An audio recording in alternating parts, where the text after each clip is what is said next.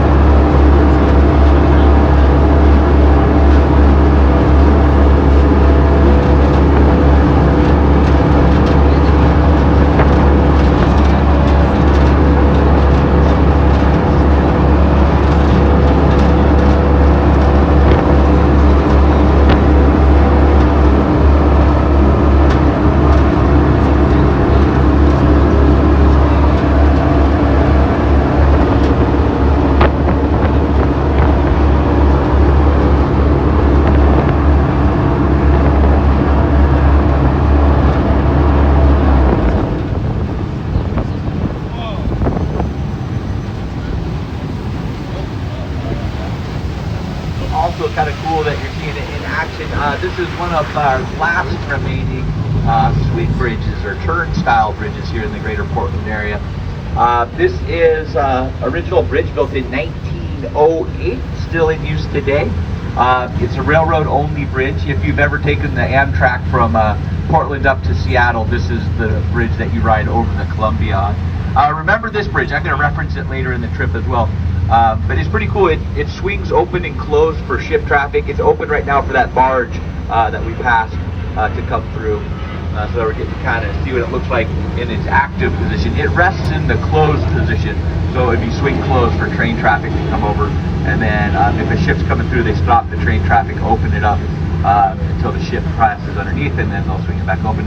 If you look to your right, you'll see a red light, and just underneath that red light, there's a series of little wheels, and those are the wheels that this thing rotates on. And then right above those wheels is those gears, big massive gears up above them. When it's active, those things are all turning, and like clockwork, it looks pretty cool.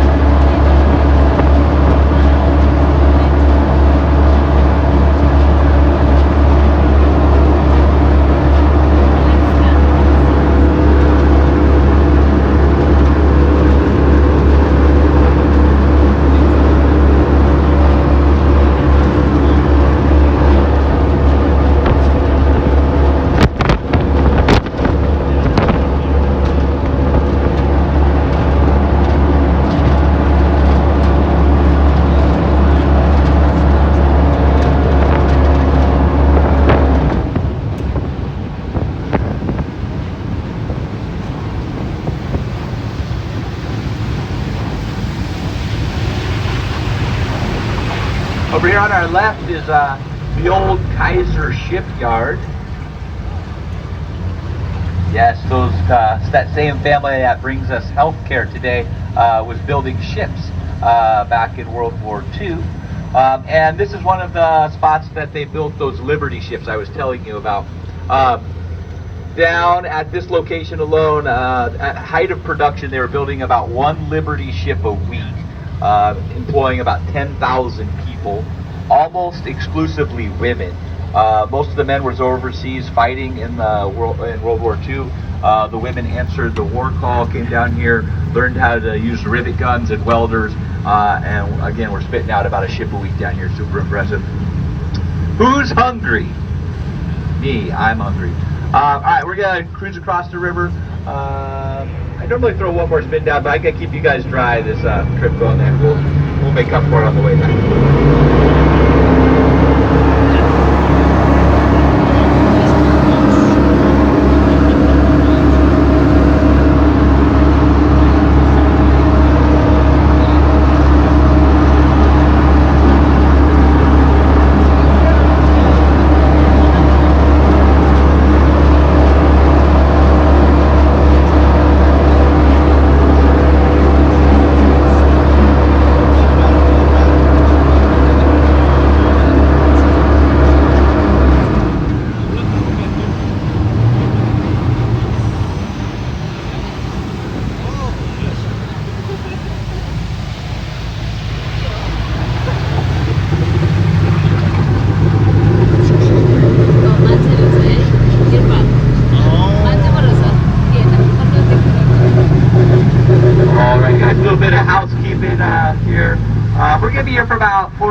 45, 50 minutes. If you get done with your lunch a little bit early and you'd like to walk around the marina, feel free to do that. It's kind of fun to check out the boats a little bit. They've asked us to not feed the birds. If you leave your plate unattended, the birds will help themselves to your food, so please don't encourage that. They're super cute and all that, but they become quite a nuisance and aggressive, so please don't feed them. We are right on the path of PDX, Portland Airport, so we will definitely hear some airplane traffic. If we're lucky, I think lucky, some people don't like it, but if we're lucky, we might hear some fighter jets fly over. They're really loud and they come over fast. It could be scary if you're not ready for it, but I think it's super fun. They generally come in around 12:30 if they're going to fly over. Sometimes they do, sometimes they don't. Your ticket price includes your meal and any non-alcoholic beverages you like. You can order those non-alcoholic beverages from the bar there. If you want to add an alcoholic beverage to your meal, you can do that on your own if you'd like. Also, the gratuity for the serving staff has been taken care of for us as well, so no need to add an additional tip unless you'd like to. Bathrooms, there's only 3 bathrooms out here. If everyone waits until the last minute to use the bathroom, we will not get out on time, so please use them kind of staggeredly. If you'd like to use one right when you get here, I'll show you where they are when we pull up.